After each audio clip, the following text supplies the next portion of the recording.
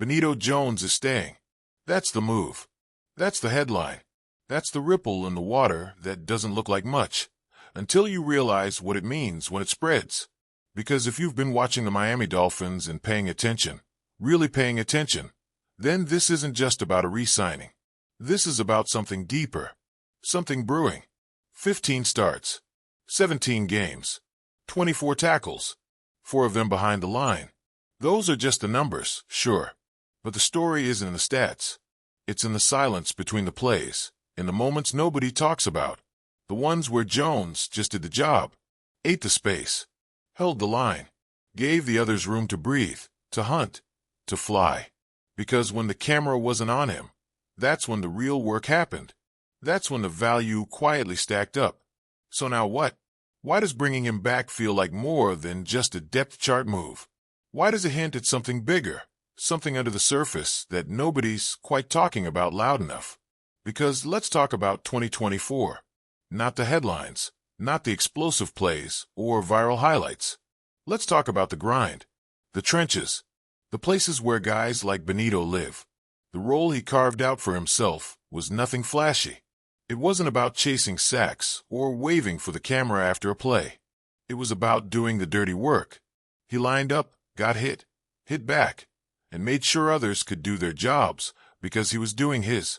And somehow, even while eating blocks, he managed to post career-best pressure rates, career-best run-stop numbers. How does that happen? It happens when a player grows, quietly, methodically, while nobody's watching. And now he's back. But this isn't where he started. Not really.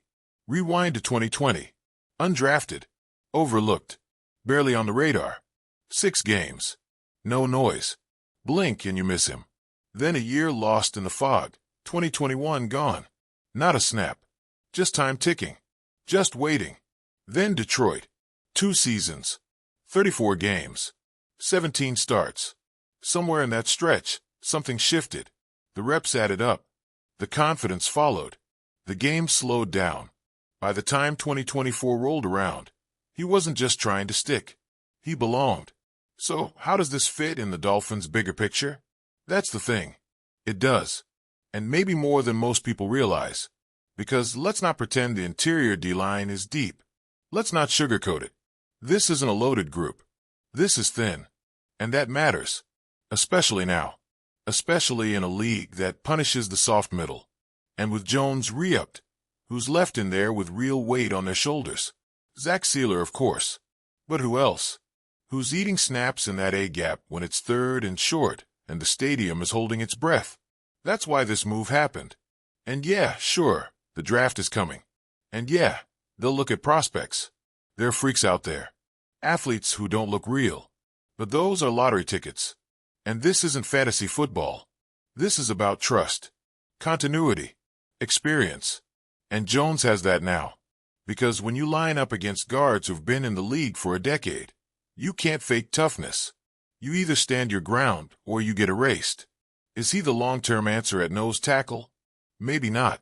But is he the guy who knows the system, knows the guys, knows the grind? Absolutely. And that has value, especially right now. Because here's the truth. The Dolphins can't afford to miss on every move. They need guys who can hold the line. Literally. Figuratively. Benito does that. He doesn't flash. He stabilizes. He doesn't pop on tape. He's in the tape. In the foundation. In the moments that coaches see when the room is quiet and everyone's breaking down film in slow motion. So does this re-signing change the landscape? It might. Not dramatically. Not loudly. But it shifts things. It gives the team breathing room. A buffer. Flexibility. Because now when they hit the draft, they're not desperate. They're not scrambling. They can think. Be smart. Take a swing at someone with upside without putting the whole structure at risk. That's the luxury of having guys like Jones already in the room. And maybe that's the point. Maybe that's why this matters more than it seems. Because the story of the Miami Dolphins right now isn't about stars. It's about structure. It's about holding things together while trying to build something new. Something sustainable. Something real. And that only works when the foundation holds. Is Benito Jones that foundation? That's the question. But let's flip it. Let's ask this. What happens if he wasn't here? What if they let him walk? What does that leave behind? A hole. A need. A pressure point. And isn't that how things fall apart? One crack at a time.